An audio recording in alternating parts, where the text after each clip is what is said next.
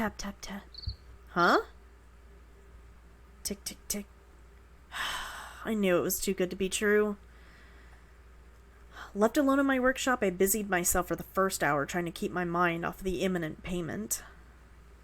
I polished armor, began to work on smaller items which were ordered, and generally just killed time. Once the hour given to Maya expired, however, my outlook began to worsen. 3 hours have passed now, and Maya is still yet to return. I have received no payment, my sword was taken, and I turned away vital customers for this very privilege. Put bluntly, I was scammed. I can't believe I allowed myself to be deceived so easily. Maya seemed like an honest, forthright person who would never take something which didn't belong to her. I wanted to believe in that impression, and I did. I handed over my greatest work without a second thought. But as it turned out, I was just being swindled. I allowed myself to be taken in by Maya's beautiful appearance and her kind words. I fell for her trap, and now I have nothing to show for it. As I at last gave up hope, I began to pack my belongings. Without payment for that sword, I could not afford to pay the rent on my workshop any longer. The time had come for me to close up and return to my hometown. My friends tried to warn me about the big city. They told me to stay put and be happy with what I had. Like an idiot, I single-mindedly followed my dream. I left town, squandered my savings, and prepared myself to never look back. What a fool I was. I packed the few valuables I owned and filled my pockets with my few remaining coins.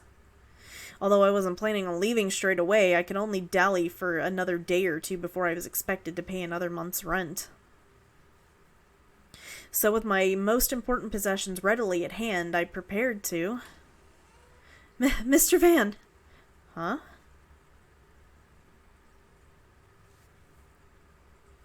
Seconds before I could return to the back room and cry myself to sleep, a frantic figure busted into my workshop.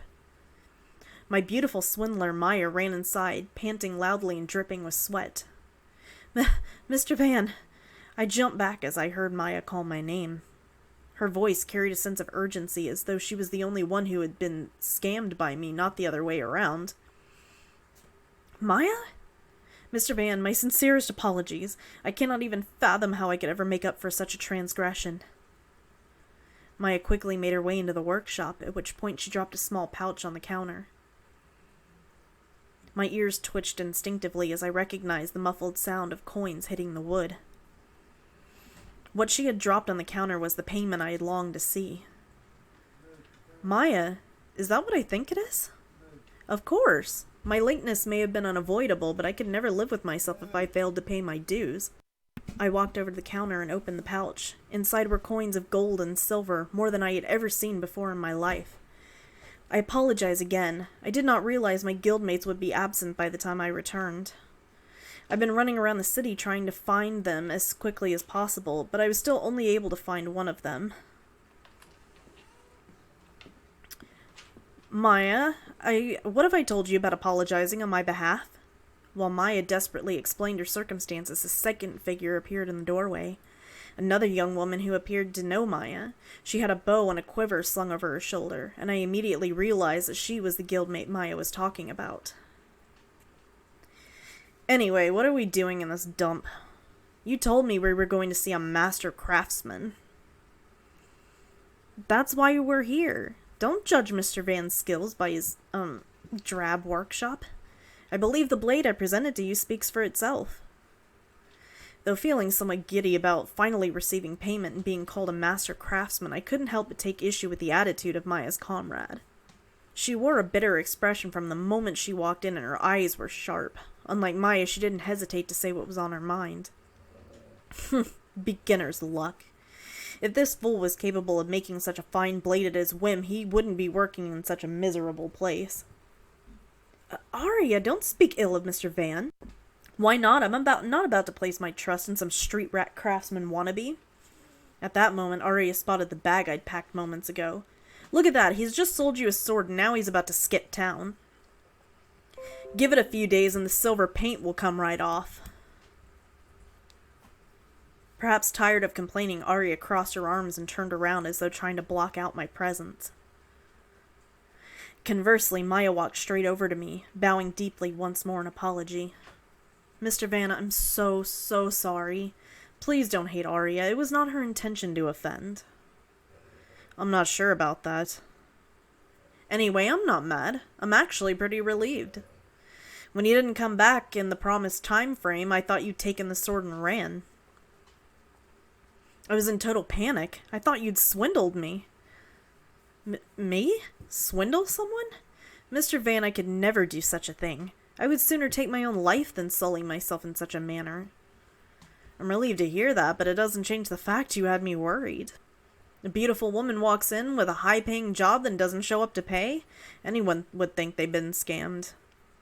Maya stared at me blankly as I spoke. Rather than display anger at being likened to a thief, however, Maya's face turned red from embarrassment. Beautiful? You can't possibly mean me. Of course I mean you. Who else would I be talking about? Modesty is such a wonderful quality, but if you aren't more self-aware... Alright, I've heard enough.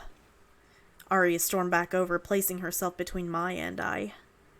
I don't know what kind of game you're playing, but I won't stand for it. First off, you take advantage of Maya's naive nature and coax her into commissioning you. Then you accuse her of being a thief? Arya, please, it's not like that. I promise to be back within the hour. Mr. Vanna is perfectly justified in saying... Don't apologize for that, man. Why do you always make excuses for other people? Look, the plain and simple fact of the matter is, I don't trust you, Mr. Van. You're telling me he made such a weapon in this derelict pit of a workshop? And even if he did, it's like I said before. How do you know it wasn't a fluke? By this point, Maya was no longer showing any sign of trying to stop Arya. Instead, the look on her face told me that she was considering what Arya had told her and reevaluating her earlier stance. I see. It is true that Master Van has only produced one weapon for us. We cannot commit on this alone. Right? That's exactly what I've been saying. What use is a craftsman if his work is if it's his best work on one? They're relatively quiet until this point. I couldn't let that remark go on a one-off. Lady, I get you're dubious, and I assure you've been given the right material. But assure you, given the right materials, I can make another sword just as good as that one. So please, calm down and listen to reason. If a second weapon is what you're after, I'd be happy to oblige. Especially if you're willing to pay as well as you did for that sword.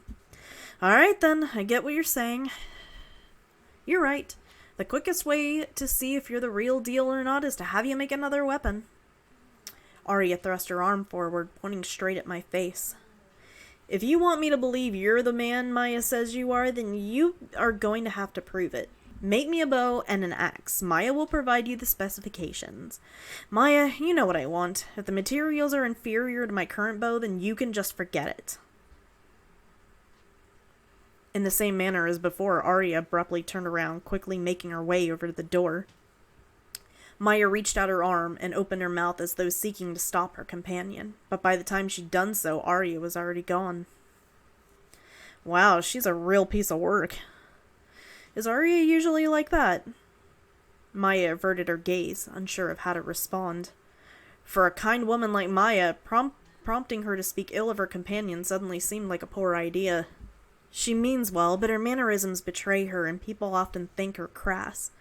But that isn't to say she's not well liked. Arya gets along well enough with other members of our guild. Your guild, huh? You know, I've heard you mention your guildmates a few times now, but just what kind of guild are you talking about? You don't seem like a bloodthirsty warrior, and I can't imagine Arya joining a crafting guild. Are you adventurers, perhaps, or treasure hunters? Once again, Maya turned her head, wishing to neither answer nor lie.